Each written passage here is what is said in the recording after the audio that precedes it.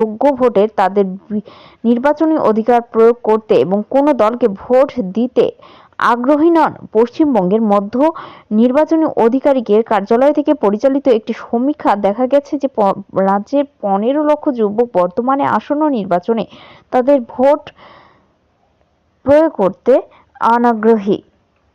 অফিসারদের বেশ কয়েকজন নতুন ভোটারদের সন্ধান পান যারা আগামী বছরের সাধারণ নির্বাচনে বেশ অংশ নিতে আগ্রহী নন।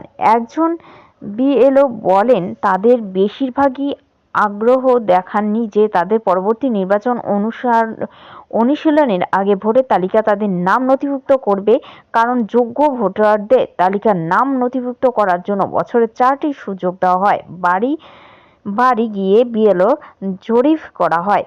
আমরা যখন প্রথমবারের মতো যোগ্য ভোটার তালিকার নাম নথিভুক্ত করার কারণ